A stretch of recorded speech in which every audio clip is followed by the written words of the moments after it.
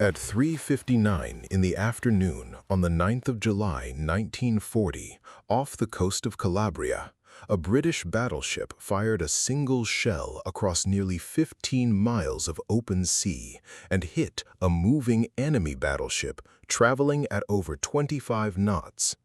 The range was roughly 26,000 yards, close to 24 kilometers.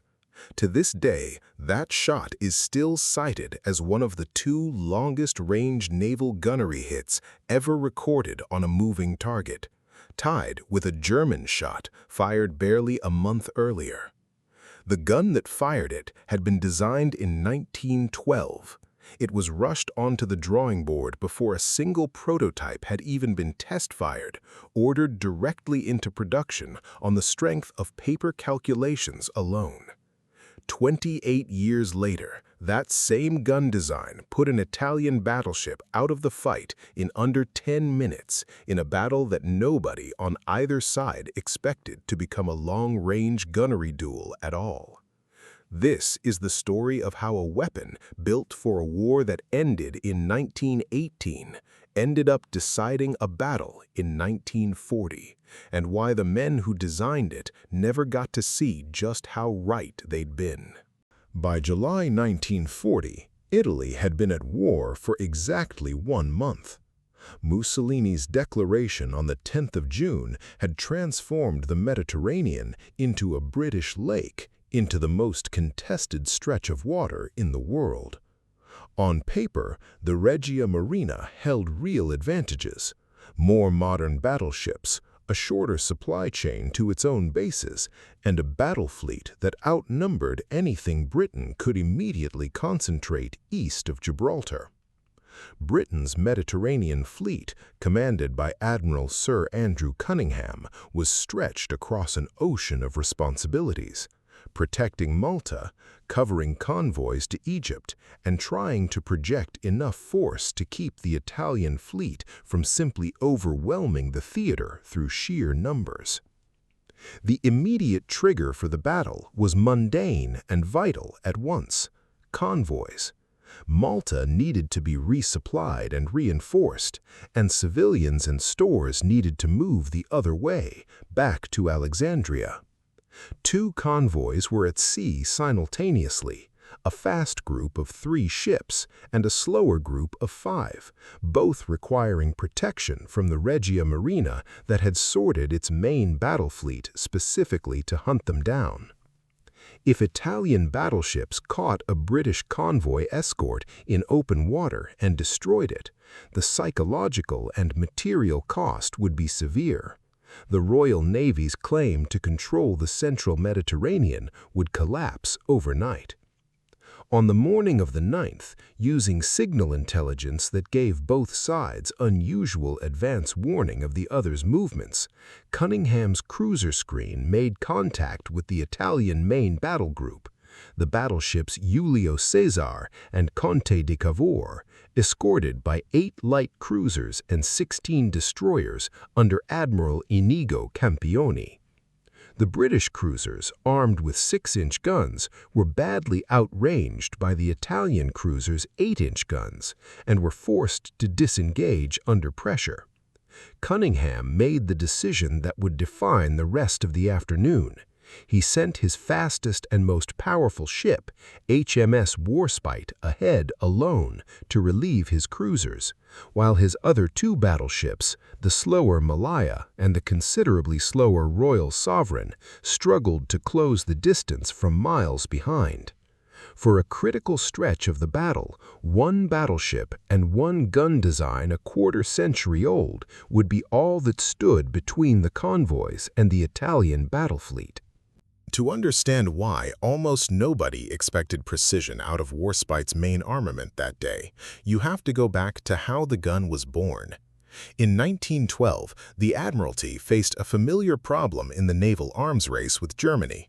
Intelligence suggested the next generation of German dreadnoughts would carry heavier guns than Britain's existing 13.5-inch weapon. Winston Churchill, then First Lord of the Admiralty, pushed for a bold and genuinely risky shortcut. Rather than wait years for a new 15-inch gun to go through the normal design cycle, build a prototype, test it, refine it, then commit to production, the Admiralty ordered the entire Queen Elizabeth class of battleships built around a gun that existed only on paper, an enlarged version of the proven 13.5-inch design. Production began before a single working example had fired a shell in anger or in test. It was, by the standards of naval engineering at the time, an enormous gamble. By 1940, that gun, the BL 15-inch Mark I, was 25 years into a service life that had already spanned one world war, and the tactical assumptions baked into it were, on the surface, badly out of date. Naval gunnery doctrine from the Mark I's early years assumed engagement ranges in the 10 to 12,000 yard bracket, not the 26,000 yards Warspite would eventually need. At that kind of distance, a 15-inch shell spends the better part of a minute in flight, during which the target ship can turn, change speed, disappear into smoke, or simply be somewhere else entirely by the time the shell arrives. Fire control computers of the era, mechanical analog devices built from gears and cams rather than electronics, struggled to keep pace with those extreme ranges. Even well-drilled crews on both sides treated a confirmed hit near maximum range as something closer to a fortunate outcome than a reliably repeatable one. Nobody, not the British, not the Italians, not naval observers watching from either side of the Atlantic, expected the deciding blow of a 1940 fleet action to come from a gun ordered into production in 1912 without ever having been prototyped first. Here's what the skeptics were missing. The 15-inch Mark I wasn't dangerous in 1940 because it was novel. It was dangerous because it had spent 28 uninterrupted years being tested, broken, and rebuilt by an institution that never stopped refining it. The gun itself was a formidable piece of engineering even by later standards. A 42 caliber barrel over 16 meters long, weighing more than 100 tons fully assembled, firing a 1,938-pound armor-piercing shell at a muzzle velocity of roughly 2,640 feet per second. Maximum range, with the shell types available by the Second World War, reached close to 28,700 yards, over 16 miles. A well-trained turret crew could put 2 rounds per minute down that barrel in a mounting that could traverse the full 360 degrees while under hydraulic control. But the gun was only ever half the system. What actually won engagements at extreme range was everything built around it. Director-controlled fire.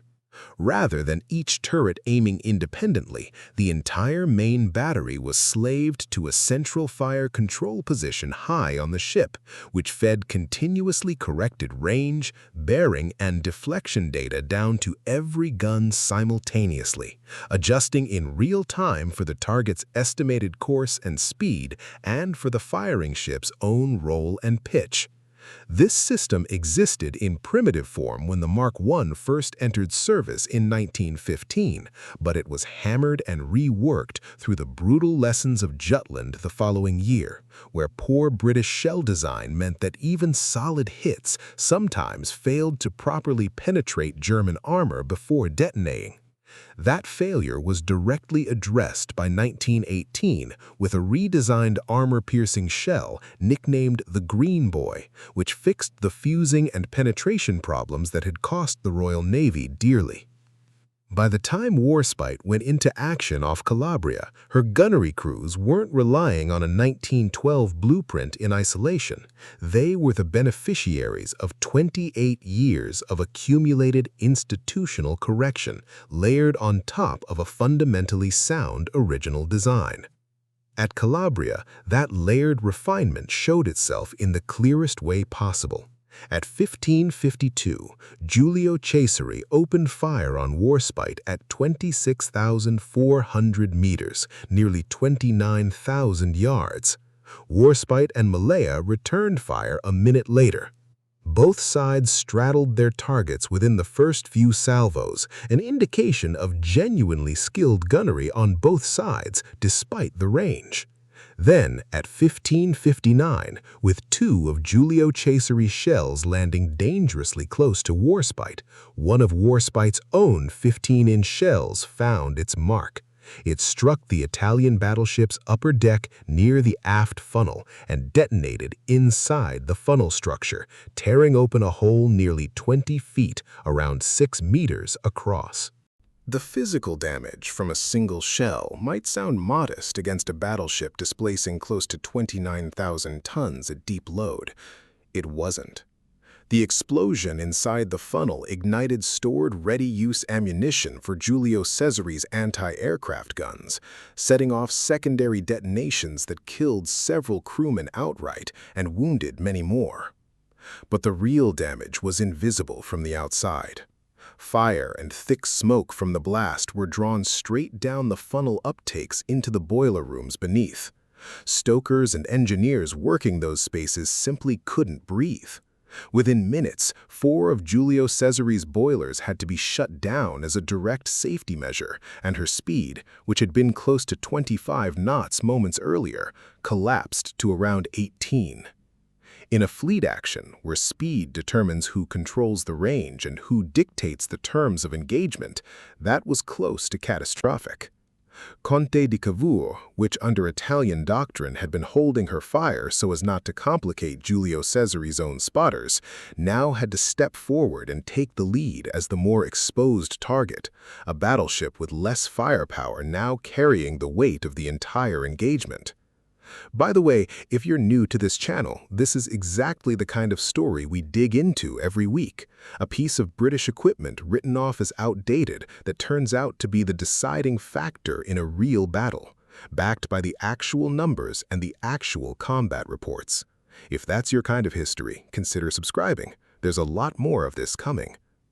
Facing the very real prospect of his damaged flagship and potentially Conte di Cavour alone having to fight 3 British battleships and a fleet carrier without Giulio Cesare's full speed and firepower, Admiral Campioni made the call to withdraw. At roughly 16:01, Italian destroyers began laying smoke to screen the retreat, and for the next hour both fleets exchanged long-range fire and made abortive destroyer torpedo runs without result, before disengaging entirely by around 16:50.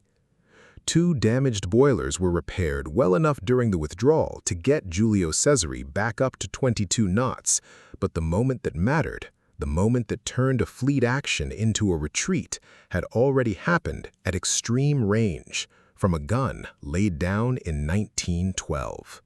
The numbers, stripped of drama, tell a very clean story. Across the entire engagement, Warspite fired 20 15-inch shells in 10 two-gun salvos at the Italian battleships. One of those 20 shells hit. That single hit, at a range close to 26,000 yards, deep into territory both navies considered marginal for reliable gunnery, reduced an Italian battleship's speed by nearly a third, killed and wounded a significant portion of her crew, and directly triggered the withdrawal of the entire Italian main battle fleet, including a second, undamaged battleship that could otherwise have continued the fight. Giulio Cesare required approximately 30 days of repair at an Italian dockyard before returning to service. Not a single British ship was hit by Italian main battery gunfire in the exchange. Naval historians have argued for decades over how much of this was skill and how much was fortune. 26,000 yards was, by contemporary British assessments, somewhat beyond Warspite's most reliable practical engagement range. Reaching it at all required firing near the outer edge of what the gun and its director system could consistently deliver. But that distinction matters less than it sounds. Good gunnery gets you a straddle. It puts your shells close enough that a hit becomes possible. What turns a possible hit into an actual one at extreme range against a moving target is exactly the kind of deep accumulated system-level competence that a quarter-century of institutional refinement builds, and that a brand new weapon, however modern on paper, simply hasn't had time to develop yet. The Battle of Calabria, known to the Italians as the Battle of Punta Stilo, didn't sink a single capital ship on either side, and both fleets sailed home more or less intact. Tactically, it's often described as indecisive, but its psychological weight outlasted the afternoon by years. The Regia Marina had just watched its flagship take a crippling hit at a range its own gunnery staff considered close to unreachable, and the effect on Italian naval doctrine was measurable. For the rest of the war, Italian commanders grew markedly more cautious about committing their battle fleet to full engagements with the Royal Navy, preferring to preserve their capital ships rather than risk them in exactly the kind of extended gunnery duel that had gone so badly for them off Calabria. The gun itself far outlived the battle that made it famous. The BL 15-inch Mark I remained in frontline Royal Navy service until 1959, a service life spanning 44 years, 2 world wars, and every major theater the Royal Navy fought in. It armed 22 separate warships across its career, 11 battleships, 5 battle cruisers, and 6 monitors, including ships like HMS Hood, HMS Valiant, and HMS Resolution, whose guns would go on to help destroy the French fleet at Mers el-Kabir barely 3 weeks after Calabria. And the shot that hit Giulio Cesar is still cited today, alongside an almost identical German shot that struck the carrier HMS Glorious a month earlier in the North Atlantic, as one of the 2 longest-range hits ever scored by one warship's guns on another moving vessel, a record that more than 80 years later has never been broken. A gun designed in 1912, ordered into production without a working prototype, built around a doctrine that assumed combat at barely half the range it ultimately achieved, outshot a newer, faster, extensively reconstructed Italian battleship on the one afternoon it mattered most. Not because the weapon itself was extraordinary in isolation, but because 28 years of trained crews, refined shells, and continuously corrected fire control had been layered onto that original 1912 design, war after war, exercise after exercise, until a low-probability shot at the outer edge of the gun's range stopped being luck and started being something closer to inevitability.